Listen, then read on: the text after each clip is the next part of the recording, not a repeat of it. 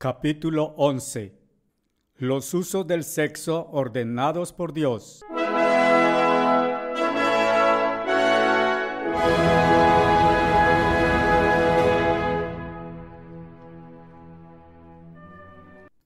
¿Cuál es el uso real del sexo ordenado por Dios en el matrimonio?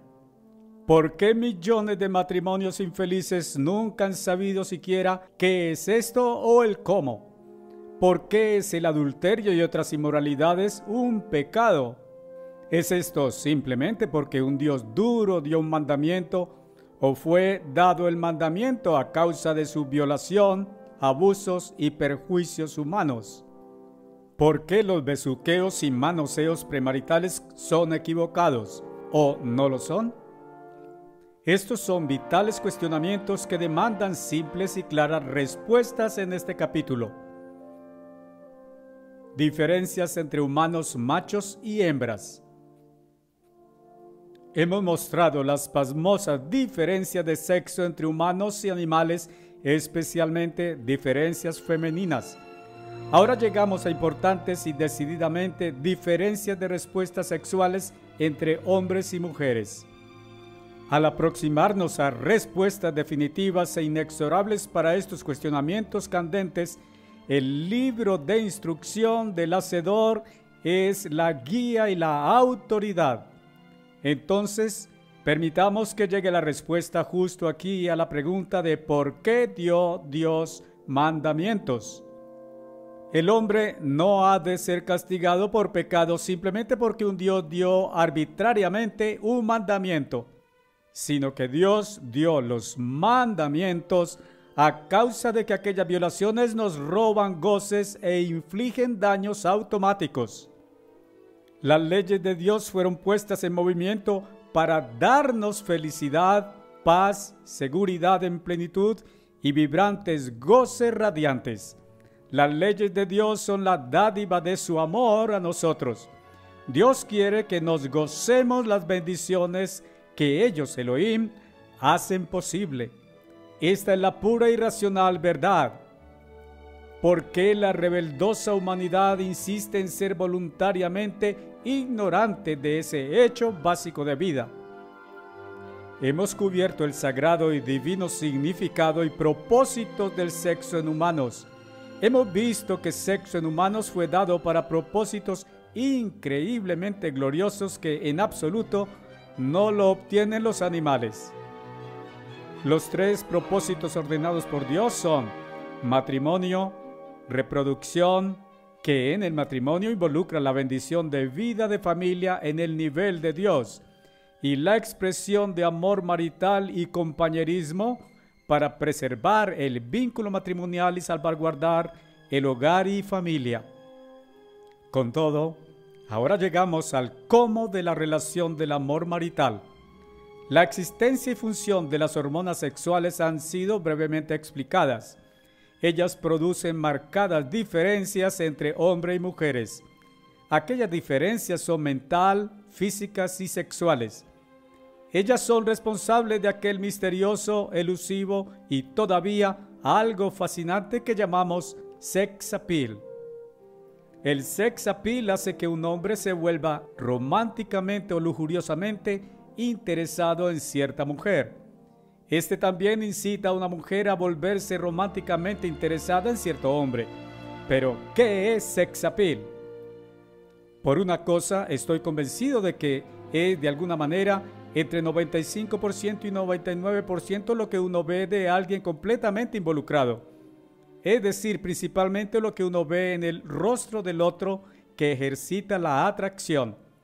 Por supuesto, voz y otros factores contribuyen, y un rostro muy atractivo pudiera ser repelido por una figura seriamente exenta de atraerse la atención. Pensamos de esto como algo mental teniendo lugar en la mente y siendo estimulado primariamente por el rostro. Sin embargo, esto nunca ocurriría si realmente no se origina en las glándulas germinativas. Pero, como expliqué, estas están directamente conectadas con la mente por medio de los nervios, y las hormonas que hacen a un hombre masculino y a una mujer femenina pasan directamente desde sus, entre comillas, laboratorios a la corriente sanguínea y son transportados a la mente, así como otras partes del cuerpo. Así que después de todo, el origen real del sex appeal reside en estas glándulas germinativas en cooperación con otras glándulas vitales. Expresando amor marital.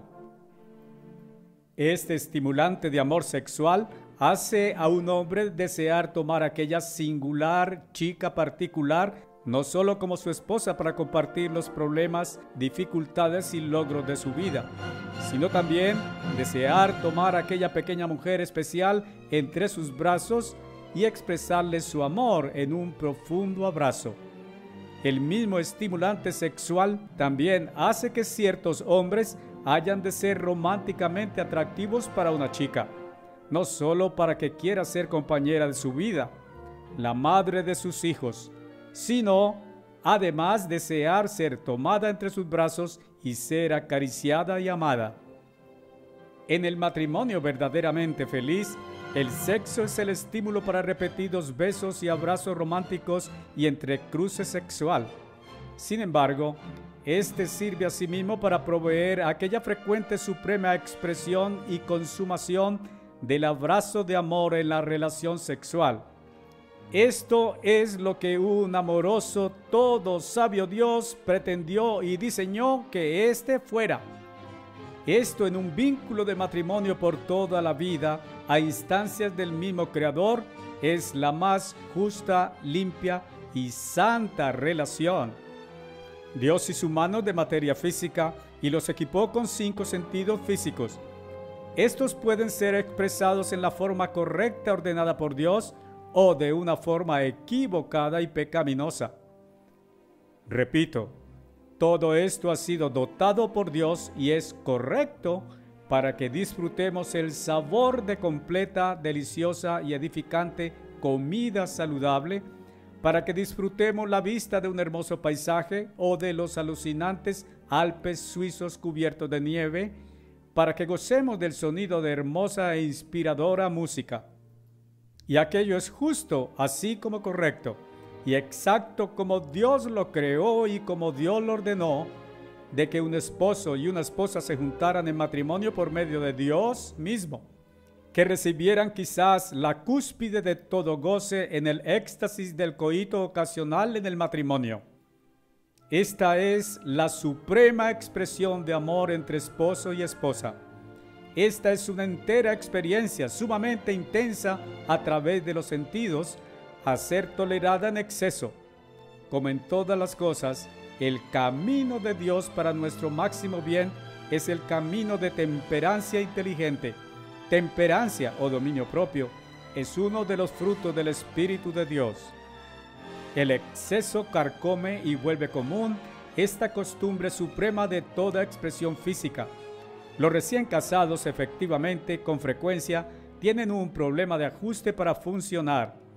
Sin embargo, pues los arbustos de un rosal tienen espinas, y la necesidad de ajuste no solamente construye carácter y fortalece la autodisciplina, sino que genera la experiencia mucho más preciosa, gozable y recompensadora. ¿Cuán frecuente entonces es apropiado para realizar esta ocasional expresión suprema de amor marital? Las, entre comillas, autoridades humanas generalmente dicen que 2 o 3 veces por semana para gente casada más joven. Las infalibles autoridades nos revelan alguna directriz para la frecuencia apropiada. Dios nos dotó con mentes y suficiente inteligencia para llegar a valores apropiados en este particular. Casos individuales varían. Ciertamente, para felicidad máxima y gozo, el espaciamiento apropiado incrementa la intensidad y éxtasis de este extremo en la expresión física de amor. Diferencias en las respuestas. En el matrimonio, un abrazo amoroso, un beso, una caricia afectiva son una expresión amorosa que debería, dentro de unos límites, ser repetida con frecuencia, no quiero decir en público. Sin embargo, cuando esto llega a aquella más extremada expresión de amor ocasional entre esposo y esposa, Una segunda más importante diferencia sexual, esta singular entre humanos macho y hembra, debe ser plenamente entendida. La primera de aquellas dos vitales diferencias entre humanos y animales femeninos fue explicada en un capítulo previo, pero fallas en entender la diferencia en estimulaciones y tiempo requerido para la excitación sexual en humanos ha convertido incontables millones de matrimonios en tragedia. Y aquí también el funcionamiento de las condiciones en el sexo humano son totalmente diferentes que en animales. Antes de que la suprema experiencia del coito sea comprendida por amor y felicidad mutuos, grandes cambios deben tener lugar en ambos órganos sexuales del macho y la hembra. El pene masculino debe volverse agrandado, inflexible, duro y rígido. Pero deben también tener lugar cambios en los genitales femeninos o habrá tragedia. Muchos esposos no se dan cuenta de esto. Las paredes vaginales están compuestas de una membrana mucosa que es corrugada en pliegues. En condición inactiva, esta piel es seca con los pliegues contraídos. Así que la cavidad interna o tubo está contraída hasta un ancho de quizás 1/8 de pulgada o menos. Esta piel en esta condición está totalmente impreparada para recibir el agrandado e inflexible miembro masculino. Un gran cambio debe primero tener lugar. La excitación debe ser inducida. Ha sido explicado en un capítulo previo que animales femeninos entran entre comillas, en calor en una temporada de celo. Entre temporadas es imposible incitarlos entre cruce sexual. Aquellos periodos de celo llegan a intervalos regulares o estaciones no provocados por los animales. Cuando la temporada llega, la excitación por coito es automática. Los animales no la causan ni la controlan. De otra parte, como previamente se explicó, en mujeres la excitación debe ser producida. El tiempo o temporada nada tiene que ver con esto. Una mujer es virtualmente tan susceptible de excitación en un tiempo de mes como de otro. En humanos, esta excitación es autopermitida o autoinducida. Esto es regulado por la mente. Sin embargo, las hormonas sexuales causan que mentes masculinas funcionen diferentemente que las mentes femeninas. Las hormonas masculinas viajan a través del torrente sanguíneo hasta el cerebro y evocan deseos eróticos de una manera diferente de aquella que está activada en mentes femeninas. Mentes masculinas son afectadas por diferentes estimulaciones que las femeninas. Puede que los órganos sexuales masculinos sean excitados por medio de un sueño o por medio de un cuadro pintado o por imaginación si la mente se permite así fluir por medio de remembranza pensando en cierta persona, pintura o experiencia o por medio de contacto físico directo. Los varones son instantáneamente excitados por medio de estimulaciones psicológicas. Las mujeres primordialmente son excitadas por medio de directas estimulaciones físicas. La fuente principal de la excitación femenina es el abrazo, el beso y la caricia. Tras contacto físico en un abrazo, la excitación del varón ocurre en cuestión de segundos y en muy pocos segundos en ese evento. Esto comienza casi instantáneamente. Muchas chicas en una cita con varón participando en besuqueos no se dan cuenta del todo de que el novio está sexualmente excitado, listo y deseoso del coito en cuestión de 5 a 10 segundos. Y algunas chicas evitan ejercer el correcto carácter y entendimiento ante la oportunidad de aprender esto y deliberadamente recurren a un abrazo en la siguiente cita para, entre comillas, probar sus poderes femeninos. Esto es muy tonto, muy estúpido y muy equivocado. Para cualquier chica tal, digo, usted posee solamente exactamente el mismo poder poseído por todas las otras 2 billones femeninas en el mundo. Cada prostituta barata también posee este poder. Eso es lo que ella vende en su despreciable negocio. No sea como ella. No polucione ni mal use este maravilloso poder. Dios la dotó a usted con estos encantos para que fueran preservados para un solo hombre, a quien Él algún día lo unirá a usted, para que fuera usado entonces de una manera sana que producirá felicidad desbordante. Usted será requerida a responder en el juicio por la manera en que usted usa su poder otorgado por Dios. El intervalo de tiempo y por qué. Las estimulaciones sexuales no son solamente diferentes entre algunas esposas, sino que la excitación normalmente requiere más tiempo dependiendo de la actitud individual concerniente al sexo.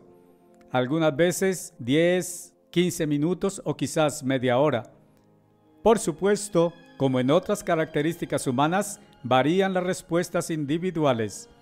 Y mucho depende de actitud mental. Hay casos en que la esposa está más dispuestamente excitada que su esposo, pero estoy hablando aquí del promedio normal. Y resalte esto bien. Dios hizo esto como es. Hay una razón vital. Dios hizo al hombre para ser el líder, para tomar la iniciativa, para ser el agresor. Sin embargo, existe todavía otra razón vital. Por énfasis repito, el sexo en animales sirve únicamente el propósito de reproducción, pero en humanos esto sirve también los propósitos del matrimonio, amor y familia. Dios lo hizo para expresar la relación íntima de amor entre esposo y esposa. Así pues, ahora considere, si la esposa fuera excitada tan instantáneamente como el esposo, el coito sería concluido inmediatamente. De hecho, por ignorancia, esto generalmente y trágicamente existe. Esto elimina la relación de amor. Dios pretendía el coito en el matrimonio para que produjera la felicidad real de amor verdadero. Y esa es la razón por la que las respuestas femeninas son diferentes.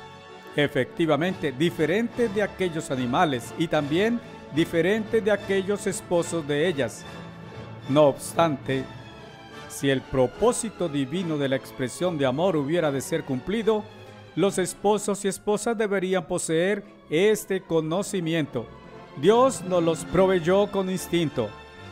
La expresión deliberada de este conocimiento bajo el diabólico dogma de que el sexo es malo causó gran daño en relación con la felicidad marital durante siglos. Esto redujo a la mujer, potencial heredera de Dios, al nivel de los animales mudos. Por supuesto, por medio de la herejía dañina de la evolución, Satanás ha invadido igualmente a las supuestas clases educadas, entre comillas, intelectuales, en su fraude de inducir a los humanos a pensar que ellos nada son sino animales. Satanás no quiere que los humanos sepan su verdadero destino como engendrados y finalmente como nacidos hijos de Dios. Sin embargo, Dios diseñó el sexo en humanos para que se expresara amor en el matrimonio. Ahora entienda esto. El mismo hecho de que la respuesta en esposas es generalmente de alguna manera más lenta, el mismo hecho de que las esposas son excitadas por medio de estimulaciones diferentes a las de sus maridos, por medio del abrazo de amor, por medio de caricias de amor, por medio de ardorosas conversaciones de amor por parte de sus esposos, cada uno diciéndole a su esposa que ella es la más encantadora, la más querida, la más amorosa sobre la tierra, diciéndole que es la más dulce, la más honesta, la más admirada, la más preciosa de las mujeres. Todo este ardor sincero y seria actividad sexual amorosa, con los besamientos y tocamientos sobre la tan querida y singular y preciosa para él, todo esto produce excitación sexual en las esposas. En un momento como este, un esposo se da cuenta en su mente, como en ninguna otra ocasión, exactamente cuán preciosa, deliciosamente y amorosa es realmente su esposa para él. Qué diferente es este amor marital de la promiscuidad premarital o de una barata y degradante relación con una prostituta. Aún en caso extremo, esto es simple autogratificación, no un amor dadivoso hacia aquella única, no solo amada, sino también respetada, admirada y honrada por encima de todas otras. La única por quien él tiene el más grande interés expresivamente dadivoso. ¿Alguna vez puso usted atención a que la intensa conversación de amor en el Cantar de los Cantares de Salomón expresa esta admiración dadivosa sin lujuria? Esto fue escrito antes de su deteriorado estado polígamo. Al no casado digo, esto es una cosa tan preciosa por la cual vale la pena millones de veces esperar. Cualquier sexo premarital, cualquier perversión, contamina esta potencial felicidad marital, produce cicatrices irremovibles sobre el matrimonio antes de que acontezca. Esto quizás suene extremadamente pasado de moda en la década de los 80s, pero es verdad. Amor sexual necesario. De otra parte, bajo el obstinado código de que el sexo es malo, previo a mediados del siglo XX, nadie supo las delicias del amor marital a menos que lo descubriera por accidente y entonces bajo pena de conciencia culpable. Deliberadamente, el todo sabio y benevolente Dios creó en la mujer el apropiado tipo de estimulaciones sexuales que requiere el amor. Y para el hombre que viola esta ley o ignora este necesitado amor, ha de imponerse la penalidad del dolor físico, la ira emocional o resentimiento. Si un excitado inmediatamente intentara forzar el miembro masculino rígido dentro de una inactiva vagina impreparada, podría resultar en desastre real. Como antes expliqué, la vagina está contraída, casi cerrada y seca. Tal brutal penetración rompería la membrana no lubricada a lo largo de esta, causando dolor y produciendo una sensación mental de repulsión en la esposa. Y todavía, aún en la década de los 80s, llegan a mí reportes considerables de violación de esta ley, aún por parte de esposos profesantes cristianos. Algunos pueden que citen 1 Corintios 7:4, que dice: la esposa no tiene poder de su propio cuerpo, sino el esposo. Ellos olvidan el resto de este verso, que dice: también el esposo no tiene poder de su propio cuerpo, sino la esposa. Él no tiene derecho de usar su cuerpo para abusarla. Sin embargo, Dios ha provisto maravillosos medios de hacer producir la feliz unión coital amorosa entre esposo y esposa. Esto requiere procedimientos preliminares del amor sexual. La rápida excitación del esposo provee incentivo para iniciar el abrazo de amor, pero también impone sobre el esposo la responsabilidad por el control mental restrictivo contra un procedimiento demasiado apresurado. Esta providencia divina significaba para el esposo que gastara tiempo de expresar su amor por la esposa que Dios le dio, para que también ella pudiera ser excitada y apropiadamente preparada para compartir el supremo y extremado clímax en dadivoso amor. Este juego de amor preambular de coito real produce excitación femenina. Este dadivoso amor así produce el drástico cambio en los órganos germinativos de la esposa, haciéndolos alistarse para la unión coital. Entonces todo este amor sexual, este acariciamiento, besamiento y abrazamientos, estos tocamientos y besuqueos, como son llamados en lenguaje corriente vernacular, son realmente una parte muy importante y definitiva del acto del entrecruce sexual. Debo agregar en esta edición revisada, sin embargo, que el cambio en la actitud mental de mujeres hacia el sexo desde 1950 ha producido marcado cambio en la respuesta sexual femenina. Algunas mujeres en sus 20s o 30s hoy dirán que ellas creen que la excitación sexual femenina ocurre exactamente tan rápidamente como la masculina. Esto puede que varíe entre unos y otros. Lo que los adolescentes deberían saber. De todos los libros disponibles hoy sobre sexo, uno que he usado especialmente como libro de texto en mis clases de, entre comillas, principios del diario vivir en nuestro colegio, está extrañamente hace 50 años desactualizado en algunos aspectos biológicos. No obstante, para una perspectiva general, lo he encontrado como el más satisfactorio. Los errores biológicos de hace 50 años son fácilmente corregibles y adaptables a la fecha. Este texto describe el coito como un todo, pero compuesto de 4 partes o actos de un drama singular, 4 fases sucesivas, una combinándose dentro de la siguiente. La primera fase del entrecruce sexual, este texto explica, es la etapa del amor sexual. En otras palabras, la misma cosa que los adolescentes hoy se permiten libremente en citas, besuqueos y o manoseos. Estos dos modernos términos, por supuesto, tienen varios significados entre varios grupos de jóvenes. Sin embargo, yo los uso aquí como así lo definieron.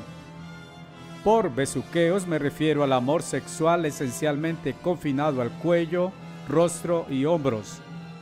Esto solamente es amor egoísta. Usualmente es autogratificación sensual.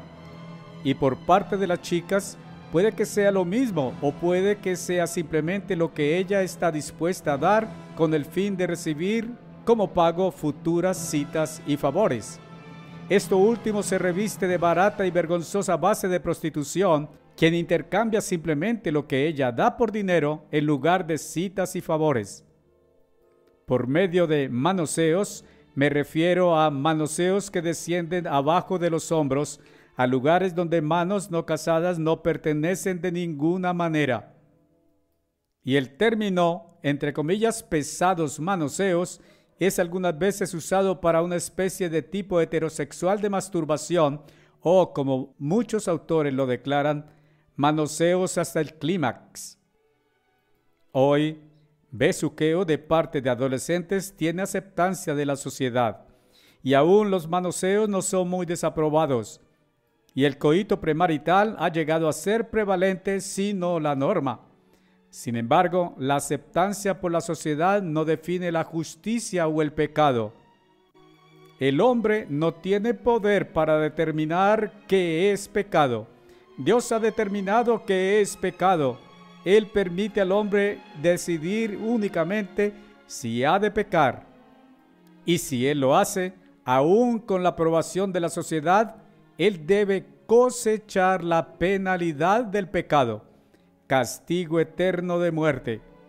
Esto impone maldiciones aquí y ahora y despoja al pecador de la verdadera felicidad y gozo que un creador hizo posible.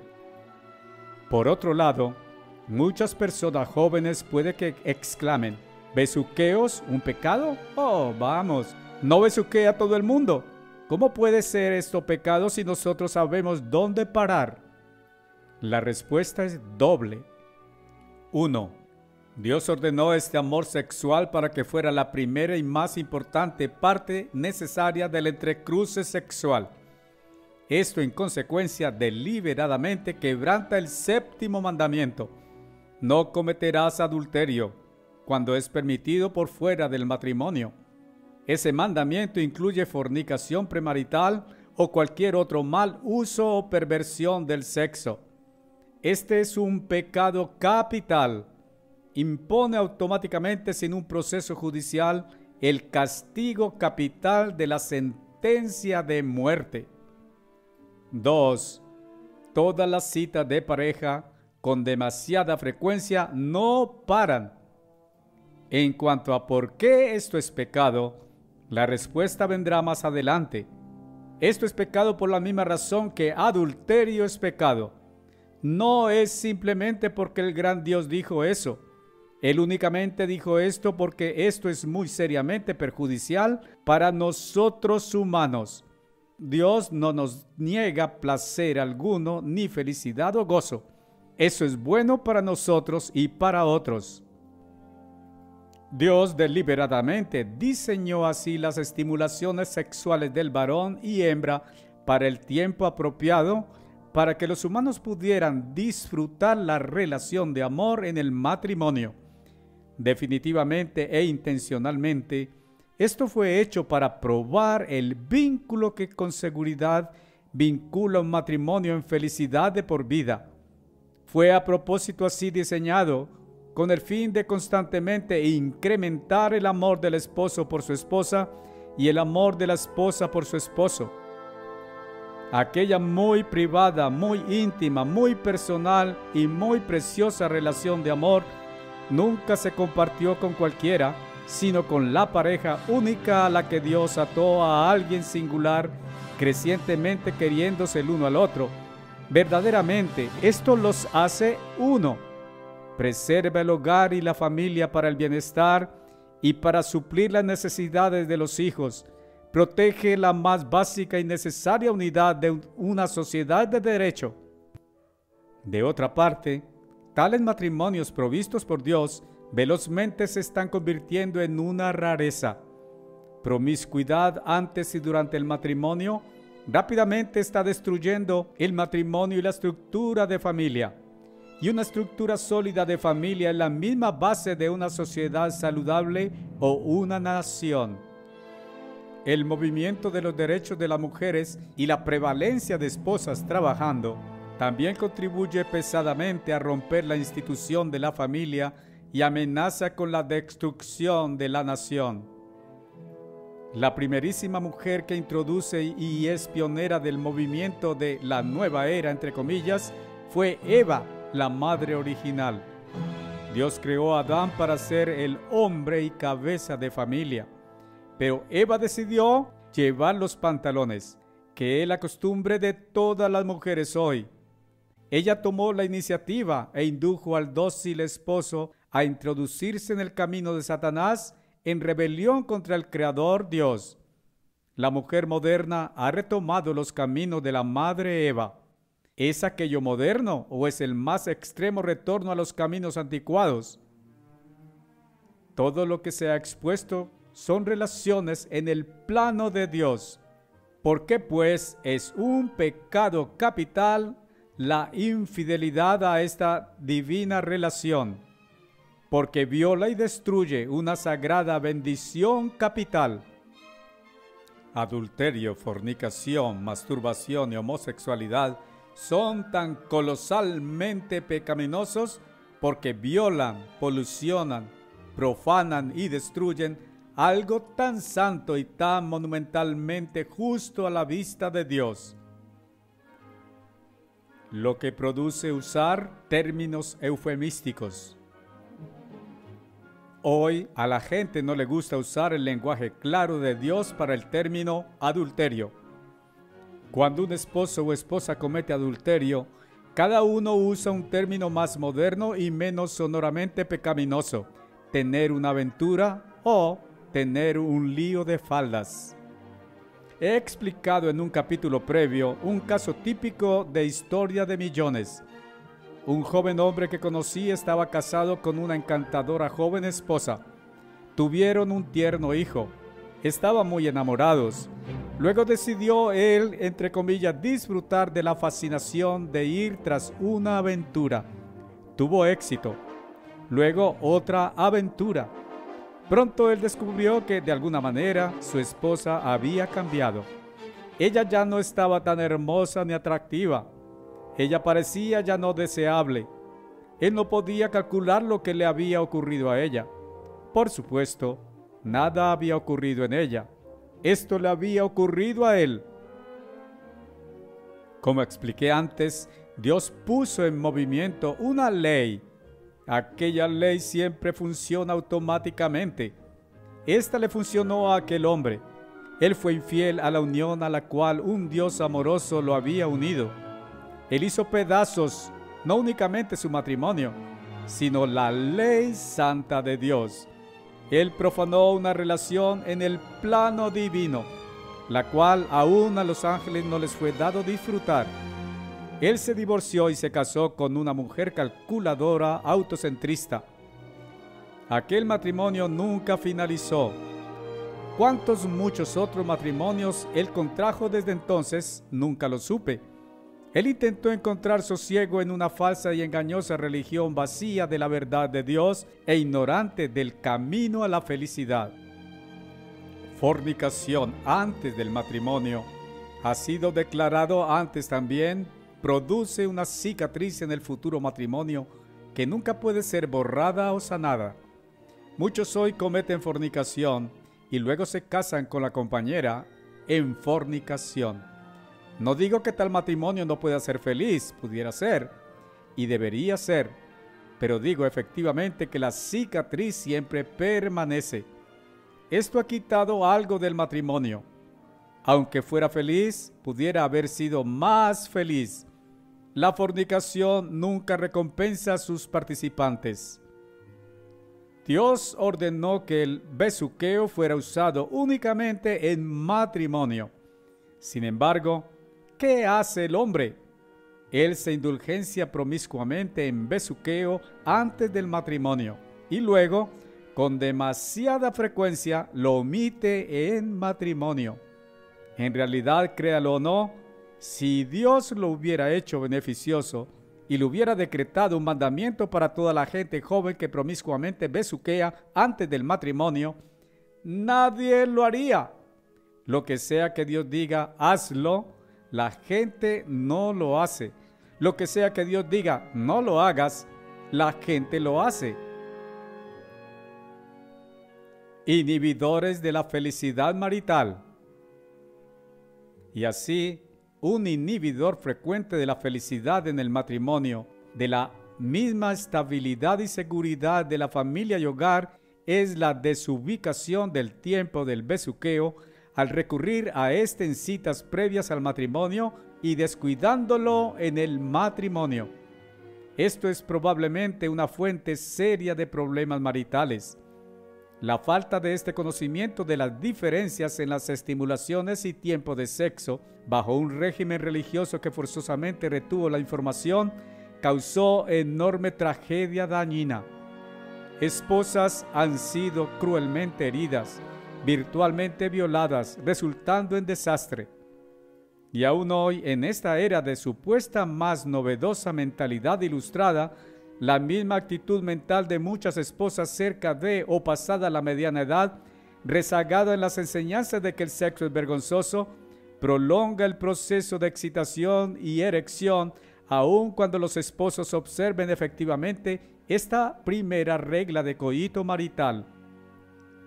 Si una esposa ha sido, entre comillas, marcada con el hierro candente de esta inicua enseñanza, sentimientos subconscientemente de que ella está obrando erróneamente o que está sometiéndose a lo erróneo, su mente retarda en gran manera el proceso de preparación. Otro muy importante inhibidor es el extendido temor a la preñez. Este temor hace resistir a muchas esposas. Sin embargo, que la inteligencia y amor expulsen el temor. ¿Por qué debería la preñez ser temida? ¿Es equivocada la planeación familiar de los padres?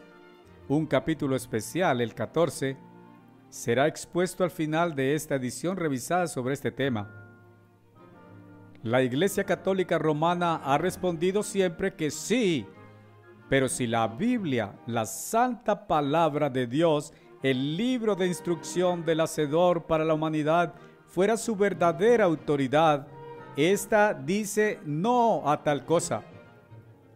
Otro disuasivo de la felicidad marital ha sido con frecuencia una falsa visión del real significado del matrimonio. Muchas han sido víctimas de la falsa noción de que el matrimonio otorga a los esposos ciertos, entre comillas, derechos para satisfacer una egoísta gratificación concupiscente sin esperar por la gozosa participación de la esposa en la preparación del amor sexual. Y esta falsa idea asume también que el matrimonio impone también ciertos deberes de parte de la esposa de someterse a ser virtualmente violada. El matrimonio no confiere tales, entre comillas, derechos, ni impone tales, entre comillas, deberes. Reversivamente, algunas mujeres calculadoras han supuesto que el matrimonio confiere a ellas el, entre comillas, derechos sobre el dinero del hombre, a tomar la mitad, dando ellas nada. Muchas mujeres se han casado con hombres ricos por su dinero. Cualquiera de tales matrimonios es fraudulento a la vista de Dios. Otro disuasivo es, entre comillas, un descenso de interés después del matrimonio. Durante el cortejo y etapa de romance, tanto novio como novia a contraer nupcias presentan, entre comillas, lo mejor que pueden mostrar a la vista. Son cuidadosos acerca de cortesías, buenas maneras e impecable apariencia. Luego, después del matrimonio, llega, entre comillas, el descenso de interés. Si usted quiere un matrimonio feliz, sea mucho más detallista acerca de todas las tales cosas después del matrimonio que antes. Sea cuidadoso acerca de su ropa de dormir. Asegúrese de que sean adecuadas, limpias y atractivas para el otro. Sea cuidadoso acerca de su cabello, especialmente al levantarse en la mañana. La primerísima cosa que yo intento hacer al levantarme es coger un peine y peinarme antes de que mi esposa vea mi cabello enredado y desordenado. Esposas, no sé exactamente la solución a las puntadas y punzadas sobre el rostro de un esposo con todas aquellas pinzas de pelo con las cuales tantas femeninas piensan que deben sujetar sus cabellos en la noche. No reciban esto a carcajadas. Espero que ustedes, esposas, puedan encontrar una forma de aliviar a los sufridos esposos y todavía mantener sus cabellos luciendo radiantemente hermosos la siguiente mañana. ¿Alguna vez puso atención a cómo la gente contesta el teléfono? Una esposa llama a su esposo en su lugar de negocio o de trabajo. Él contesta: «Oh, ¿eres tú? Bien, desearía que no me molestaras ahora, estoy ocupado». Pero si alguna otra mujer pudiera llamarlo por un asunto de negocios, su voz es eufórica, cortés, cálida y amigable. Y por supuesto, es lo mismo cuando el esposo llama a su esposa durante el día. Ella es eufóricamente cálida y cortés con todos excepto con él. Ella expresa: «Ah, simplemente es mi esposo». Cuando estoy en mi oficina, tengo que efectivamente ser protegido hasta cierto punto ante interrupciones telefónicas constantes, pero había una voz que siempre lograba llegar directo a mí: la señora Armstrong. Todas mis secretarias y equipo interconectado de operadores fueron instruidos de que yo nunca estaría demasiado ocupado para ser interrumpido por ella. Pequeñas cosas como estas son algunas de las razones de que nuestro matrimonio fue tan feliz durante casi 50 años. Si usted debe ser confrontacional, descortés, parecer hastiado de alguien, que sea con cualquier otro, pero jamás con su esposo o esposa. Jamás exprese la justificación evasiva de la culpa, que dicen: «Oh, qué lamentable es habernos casado». Amados, jamás lo hagan en todo el tiempo en que vivan. Y siempre recuerde: amor es un interés emanante por otros. El amor es muy paciente, muy apacible, nunca es rudo, nunca irritado, nunca resentido. Primera de Corintios 13, versos 4 a 5 de la Biblia Moffat. Esa es la definición de amor de Dios. Dios ordenó que los esposos y esposas fueran esa clase de amantes. El todo sabio y todo amoroso Creador diseñó el sexo para el matrimonio y para la expresión de amor en el matrimonio, así como por atraer hijos a la familia. Él diseñó el matrimonio para que fuera una relación de amor. Las otras tres fases. Esta primera fase del acto sexual es la más importante porque es la más abusada. Algunos libros tratando con los detalles físicos del matrimonio puede que dediquen muchas páginas a las siguientes tres frases. Para nuestros propósitos aquí, unas muy breves palabras bastarán. El libro de texto antes aludido que he usado en clases lista las 3 fases como 2. La unión de los órganos. 3. El movimiento de los órganos. 4. El orgasmo. Los siguientes comentarios son muy importantes en relación con el segundo. Nunca aborde esta segunda fase hasta que la primera esté completamente lograda, hasta que su esposa esté plenamente preparada. Cuando ella esté sexualmente excitada, los encogidos pliegues de las paredes vaginales se soltarán. Hay glándulas lubricantes que proveerán adecuada lubricación para la fácil y confortable penetración del pene. Justo a la entrada exterior vaginal, dentro de la labia minora, hay glándulas lubricantes llamadas glándulas de Skene y glándulas de Bartholin. Durante la excitación sexual, estas glándulas exudan un fluido lubricante muy necesario para cualquier goce del coito por parte de la esposa. Esto significa la diferencia entre dolor y placer. Igualmente, después de la excitación, con sangre llenando la región germinativa, la vagina suavizándose y lubricada, puede que en algunos casos haya dolor causado a la esposa por la entrada del órgano masculino. En tal caso, la penetración debe ser suave, lenta y cuidadosa. El esposo debería contenerse más o menos todavía, y la esposa hace la puja. Además, en el caso del primer acto del coito por parte de una virgen recién casada, si existe alguna hoy, absolutamente ningún esfuerzo en la unión de los órganos debería ser hecho hasta que la esposa esté sexualmente excitada y preparada. Luego, que el esposo sostenga todavía la rigidez y la esposa haga cuanta puja o movimientos sean necesarios para romper el himen. Esto puede ser un poco doloroso, pero la esposa sabe cuánto dolor puede ella soportar. Y si ella hace la puja para el rompimiento, ella sabe precisamente cuándo esto esté ocurriendo. Instrucción plena concerniente al rompimiento del himen es dado en el capítulo 15. ¿Cómo es que el esposo sabe cuándo su esposa está plenamente excitada y lista para la segunda fase? Ella debe hacerle saber a él. Ella no debería ser demasiado tímida con su propio esposo para decirle, pero si así es, puede que ella hasta este momento cese de resistirse. El absolutamente importante clítoris. Y ahora se hace necesario decir unas cuantas palabras acerca de un pequeño órgano que es de gran importancia. El clítoris previamente descrito es simplemente una especie de miniatura del pene masculino. Este generalmente no es reconocido porque solo el glande, la cabeza, es visible. La diminuta vara o cuerpo de este órgano está cubierto de la piel justo por encima de la parte al final de la labia minora o labios menores. Las terminales nerviosas de las glándulas clitorales son más finas que en las glándulas del pene. Así que, aunque mucho más pequeño, este es la sede de la excitación sexual femenina. Dentro de la labia minora está la región llamada el vestíbulo. En el caso de una esposa que no está sexualmente estimulada para la completa excitación preparatoria por medio de normales besamientos y caricias en abrazo amoroso, esto podría ser acelerado por medio de hacer que se junten los órganos, pero sin penetración del canal vaginal.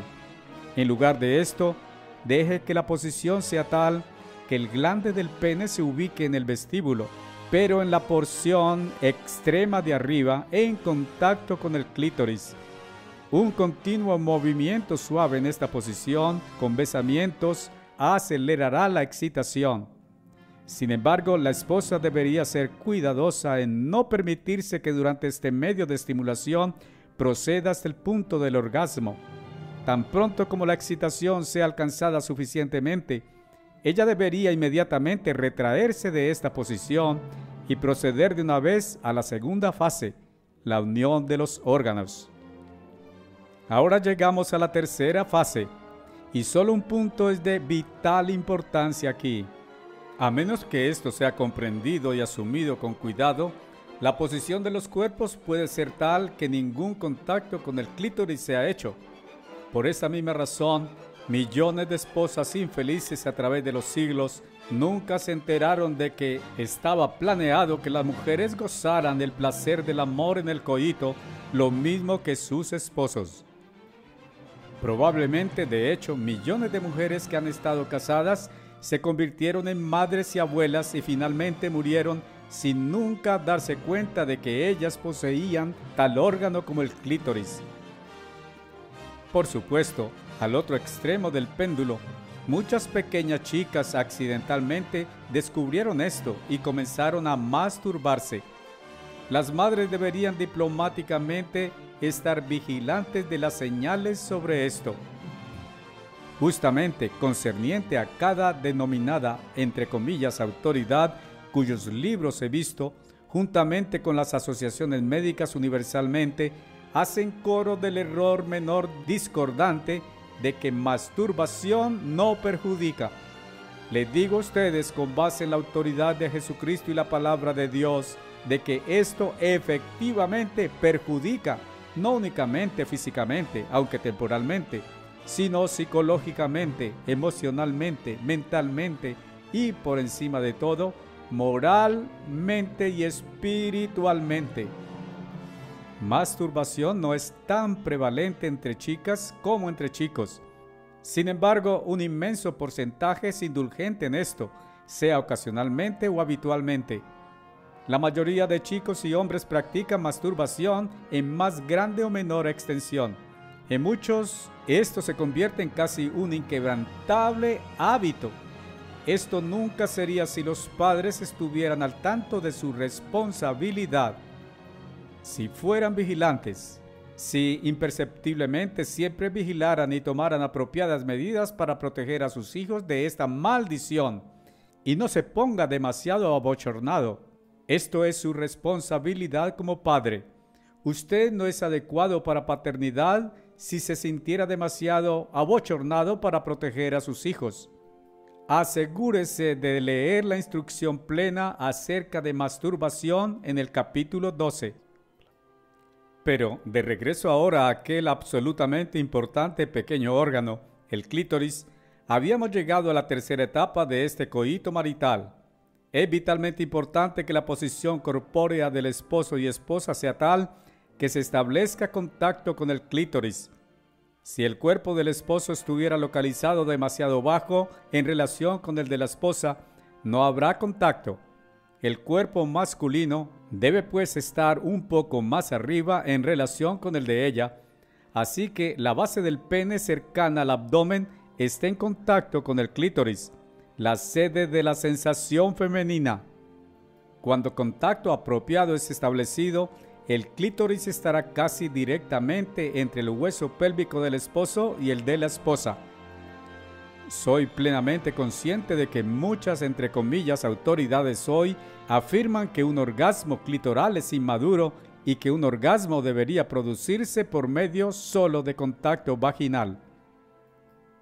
Un médico profesor en una muy grande universidad va tan lejos como recomendar que los cuerpos del esposo y esposa deberían cruzarse uno con otro, formando una cruz en lugar de cara a cara. Si Dios fuera nuestra autoridad y la Biblia nuestra perspectiva, todas de tales tonterías son refutadas y evitadas inmediatamente. No es a través de ignorancia, sino basado en autoridad, que digo dogmáticamente. El coito marital debería ser en general en posición del abrazo de amor cara a cara, puesto que Dios ordenó este acto para que fuera, entre humanos, aquella ocasional expresión suprema de amor. Esto bien pudiera ser lujuria concupiscente, en la manera como ciertos autores recomiendan esto en este diluvio de libros de sexo disponibles hoy. Sin embargo, Dios lo hizo por amor. Quizás hasta ahora el lector entienda por qué somos incapaces de recomendar cualquier libro existente sobre sexo. ¿Por qué este libro tenía que ser escrito? En muchos de aquellos libros se dice mucho acerca de muchas posibles posiciones corpóreas. No juzgo que sea necesario comentar sobre eso aquí. Toda persona casada sabe las dos posiciones más naturales y comúnmente usadas. Sexo puede convertirse en un asunto de lujuria, perversión o pura autogratificación y concupiscencia, aún en el matrimonio. Cualquiera de tales experimentaciones con posiciones anormales y formas no naturales o pervertidas de ejecutar el coito debería ser evitada. El autor mencionado aquí antes denomina esta tercera fase de entrecruce sexual, entre comillas, el movimiento de los órganos. Los órganos tanto del esposo como de la esposa deberían hacer un engranaje con este movimiento. Si el esposo está encima, debería ser cuidadoso con evitar descansar todo su peso sobre su esposa por medio de sostenerse en gran manera sobre codos y rodillas. Esto permite a ella levantar sus caderas y descenderlas suavemente, o moverlas de lado a lado, o moverlas en movimiento circular, como ella escoja. Esto es mejor hecho posible por medio de que la esposa coloque sus talones desde afuera de las piernas de su esposo en los huecos traseros de la rodilla de él, abrazando también el cuerpo de él con sus brazos. Esto le permite apoyarse para atraerse a él y así ganar contacto con el clítoris y producir cualquier presión que deseara. Nada más será dicho acerca de esta tercera fase del acto, excepto que tanto esposo como esposa, en plena seguridad de que este drama entero de entrecruce de amor es el diseño de Dios y bendito de Dios, deberían luchar por hacer un arte de esto. Aprenda a moverse graciosamente y cada uno intente complacer al otro. En un matrimonio atado por Dios, libere su mente de toda inhibición. Las esposas deberían aprender a dejarse soltar, entregándose en total y amoroso y desbordante rendición al esposo con quien Dios los ha hecho uno. Ahora llegamos a la crucial cuarta fase del entrecruce marital, el orgasmo. Esta es posiblemente la sensación física más intensa posible y deliciosa, más allá de descripción, si es que no es exageradamente la más frecuentemente tolerada. Esta no necesita ser más descrita, pero algunas cosas necesitan de verdad ser dichas acerca de esto. Prejuicios acerca de la preñez. Cada esposo y esposa deberían luchar por un objetivo singular aquí, es decir, llegar a este clímax simultáneamente. Dije luchar. Implicará luchar y quizás tiempo y experiencia. Quizás nunca será capaz cualquier pareja de perfeccionar esta técnica hasta el punto en que el orgasmo resulte regularmente simultáneo y toda vez, pero es una meta valiosa por la que luchar. Puede que esto requiera mentalidad sin prisa de parte del que se aproxime más rápido a este clímax, concentrando la mente en otra cosa temporalmente y en completo abandono de toda inhibición o pensamientos que interfieran sobre el otro. Al instante del orgasmo, el semen es lanzado en repetidas eyaculaciones desde el pene dentro de la vagina en la región del cuello uterino. Sin embargo, el orgasmo de parte de la esposa no produce correspondiente emisión de fluido.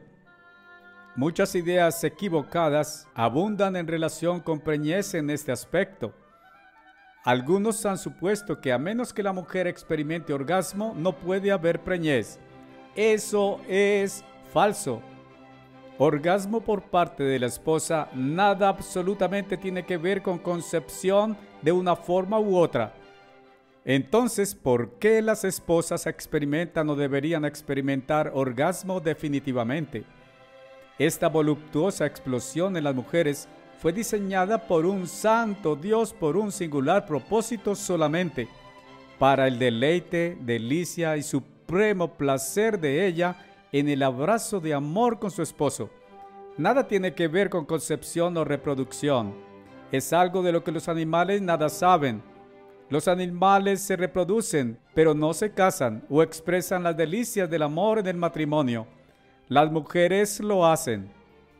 De otra parte, durante siglos, a millones de mujeres fue negado aún el conocimiento de esto por medio de supresión de información durante aquellos años de mojigatería y represión de una era oscura. Millones de mujeres han nacido y criado sus hijos sin nunca saber que las mujeres suponíase que experimentaran los goces del orgasmo de la misma manera que sus esposos. Aún así, hoy, bajo la avalancha de, entre comillas, iluminación de la nueva moralidad, millones de chicas adolescentes aprenden todo acerca de esto en pecado premarital. Gracias a Dios, Jesucristo viene pronto a enderezar este torcido, ignorante, mezclado mundo desafiante de Dios y traer paz y felicidad reales. Existen otros prejuicios acerca de la preñez. Algunos piensan que no puede haber concepción en tanto que el himen femenino no se ha roto y que ningún pene haya alguna vez entrado en la vagina. Sin embargo, cientos de miles de bebés han sido concebidos en esta misma manera. Jóvenes parejas no casadas, besuqueándose, van tan lejos que piensan en actitud desafiante ir lejos suficientemente al borde del límite hasta permitir que los órganos estén en contacto, pero solo en el vestíbulo, sin penetrar la vagina. Semanas después, las chicas notan bien que sus faldas se han vuelto demasiado apretadas. Una mencionó esto como sigue a la señora Armstrong. La señora Armstrong explicó: «Estás preñada». «Pero no podría ser», exclamó la chica. «Soy aún virgen». «Bien, mejor deberías ver al médico». La chica y el muchacho se casaron inmediatamente. Estaban enamorados y de alguna forma se comprometieron. Se arrepintieron. Por supuesto, Dios perdonó sobre la base de real arrepentimiento y su matrimonio ha sido feliz con adicionales hijos. Pero aquella cicatriz siempre permanece. No puede ser borrada. Algunos errores son así de permanentes. Una simple gota de semen depositada en cualquier parte de la vulva exterior fácilmente podría conducir a una preñez indeseada. Por otra parte, volviendo a la deseabilidad del orgasmo simultáneo, una vez que la excitación sexual completa ha tenido lugar, es algo, de alguna manera, al menos temporalmente, incurioso interrumpir sin proceder al clímax del orgasmo. Este orgasmo es una liberación nerviosa de tensión construida. Esposos y esposas deberían restringir las caricias y entrecruce amoroso entre los tiempos del entrecruce completo hasta un punto acortado de tal completa excitación. El mismo hecho de que el pene masculino se vuelva erecto en cuestión de segundos no significa que esta plena y sostenida excitación haya sido alcanzada. Esto es algo que se construye más y más hasta un estado de tensión si el contacto físico es continuado. Besamientos y abrazos por un momento o dos pudieran ser disfrutados varias veces diariamente sin esta construida condición nerviosa plenamente cargada.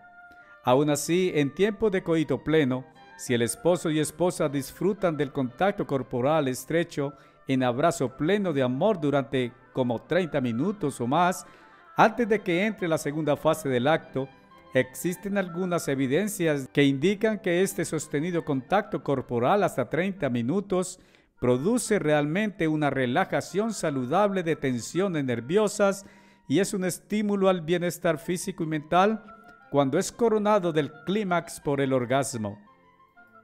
De otra parte, cuando esta tensión plena de excitación ha sido generada, debe haber la liberación del orgasmo o las tensiones nerviosas continuarán. Muchos de los casos de sufrimiento de una esposa a lo largo de toda la noche con deseo insatisfecho, sus órganos germinativos adormecidos, sus nervios trenzados a causa de eyaculación prematura, que al alcanzar el orgasmo su esposo egoístamente se da vuelta y se queda dormido. Cualquiera de las partes que alcance esta cumbre primordial está en deber obligante continuar hasta que la plena liberación de tensiones sea lograda por su pareja a través del orgasmo. Por otra parte, después del clímax, las tensiones se relajan. el interés desaparece y un deseo de dar la vuelta e ir a dormir se apodera de uno. De parte del esposo, el pene gradualmente pierde su firmeza y después de breves momentos será imposible mantenerlo en contacto coital. Si esto aconteciera, un esposo considerado pudiera, si fuera necesario, poner la alarma del reloj para más tarde, entonces finalizar su deber con su esposa. Vea también el titular Disfunciones sexuales, capítulo 14, sobre control natal. Todo arbusto de rosas tiene espinas. Este del sexo marital presenta sus problemas. Ellos exigen conocimiento, requieren de inteligencia de mentes humanas y requieren de amor, consideración, paciencia y carácter que funcione. Sin embargo, tales cualidades pagan los más ricos y los más felices y gozosos dividendos posibles en las vidas de humanos hechos del polvo de la tierra. Y ellos son en forma única un tipo de los incomparablemente más grandes goces no sexuales, sino espirituales, que podemos heredar para siempre.